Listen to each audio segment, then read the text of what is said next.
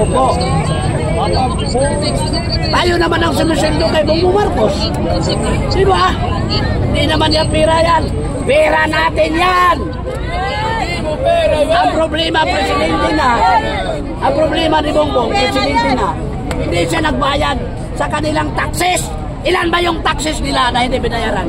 Marami. Dapat kung matinong tao, be an example, be a model, bayaran nyo yung taxes ninyo na noon pa panahon hindi billions of pesos para magtino din ang ibang mga Pilipino na faithfully magbayad ng taxes. E paano tayo faithfully yung ibang magbayad? Eh ang presidente hindi nga nagbayad kasi baliw. Sir, may tanong po si Madam Maharlika. Doon po sa revelation ng dating Pangulong Duterte, hindi lang po si Pangulong bangag na nasa Malacanang, ang Judictus Benedictus. Ano pong reaksyon niyo po sa revelation ni dating Pangulong Duterte? Eh, totoo naman yun eh. Kilala ni Presidente ang mga Marcos. Kasi kaibigan niya ang mga Marcos. So, head to foot, kilala niya kung ano ang buhay ng mga Marcos. Di ba? So hindi nagsisinungaling si dating Pangulo Duterte. Tayo nga alam nga natin siya pa kung hindi pa adik ang presidente, bakit lumaganap ng mga droga sa bansa? Dapat may war on drugs siya, katulad sa war on drug ni Duterte. Ngayon, friends of drugs siya. Tangina niya. Dami ng krimen. So dapat palisin na. Kasi the Filipino deserve, di ba? Deserve good government. Kailangan yun ang para sa taong bayan. Pero anong sukli niya? Di ba? Ano po? Pakiulit po? Oo. At saka nakakahiya sa buong mundo. Yes. Sir, ano pong reaction ninyo na sa kasalukuyang panahon, nag-issue po ng ilagkakaisahan po nila si VP Inday Sara at nag-issue po ng ako, we represent the Filipino people. Mag-iidsa tayo. Yung mga tumutulong na nasa government offices, tinulungan nila na matiin ang Vice Presidente. Ang taong bayan ang husga din sa inyo. Pagkaroon ng regime change dahil kayo ang nag-o-oppress ng taong bayan. Taong bayan din usa sa inyo. Duterte!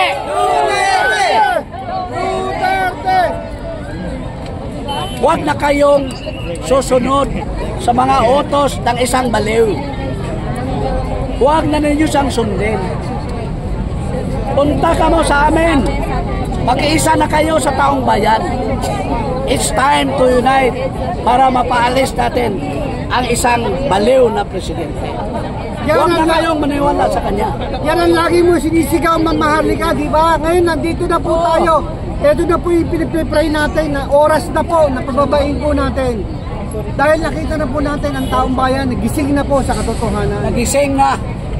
BBM! Ano po ba dapat natin? Bagong waya ng Maharlika! Ano ba yan?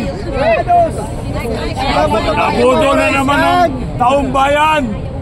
Kaya kayo mga kapatid, buong bayan natin na mahal, Pilipinas, pumunta na kayo rito para isigaw natin ang totoo na katotohanan at totoong kabaguhan. Nananawagan lang kami, Maharlika. Sana manawagan ka rin, Maharlika, no? Na itong administrator sa Insa Shrine, i-allow kami na magamit yung vicinity, lalo na yung sa statue ni Mama Mera doon. Dapat inarangan kasi ng pulis. Dapat alisin yun. Bayaan nyo ang taong bayan na doon mag-ipon-ipon iba. Kasi para marinig nila, magkaroon na tayo ng formal na sa salita dito para sinasarahan nila. Sinasarahan nila. Di ba? Peacefully assemble. Ang exercise ay para sa taong bayan. Yung mga freedom-loving Pilipino. Yan ang simbolo bakit merong Under the administration. Kasi maraming darating. Leadership. Able leadership. Hindi na makasya dito. Kailangan alisin na yan mga polis yan. May mga polis kasi dyan nakakordon na doon sa shrine, sa statue. Dapat luwagan na lang. At manawagan tayo, Marlica. Dahil ito po'y this is a prayer rally also. Ito ay panampalataya, ecumenical dito. Iba't ibang reliyon nandito na. Manawagan tayo sa mga iba't ibang reliyon. Ang Katoliko, ang hierarchy ng Katoliko, ang Iglesia ni Cristo, ang KOGC, lahat ng mga denomination, punta na kayo dito dahil ang ating panawagan naman ay para sa taong bayan. This is a moral call. This is a moral call para sa taong bayan. Hindi tayo nanawagan para pansarili, magpatayan. Hindi. We are for a peaceful calling. Common goal. We are for peace. For the interest. Peace and development. Filipino people. We are of freedom-loving Filipinos. Kaya wala na kaming mapuntahan. Dahil nabili na lahat na government instrumentalities, wala na kaming pag-asa sa binibili na ni Marcos. So dito na lang kami sa Inside Shrine para ang taong bayan dito na maghusga para mapapabain si Bongbong dahil baliw na kayo pupunta rito. Nakita na tayo sa Surigao. Nakita na. International nga tayo eh. Yung mga OFWs doon. Kaya nga panawagan ko din sa mga OFWs. Opo, yung mga tuloy lang po ang pagdami ng kayo dyan. Panawagan sa mga OFWs. Yung mga naiwan yung pamilya dito. Dapat mag-ingay na rin sila. Dahil para sa inyo din yan eh. Para sa atin lahat ito. Hindi lang para sa nandito sa Pilipinas, kundi lahat sa mundo lang nandun ang mga Pilipino. So mag-ingay kayo dyan. Depende. Pababain natin. Marcos, alis dyan! Marcos, alis dyan! Marcos, alis dyan! Marcos, alis dyan! Marcos, alis dyan! Allahu Akbar! Allahu Akbar! Allahu Akbar! Bakit?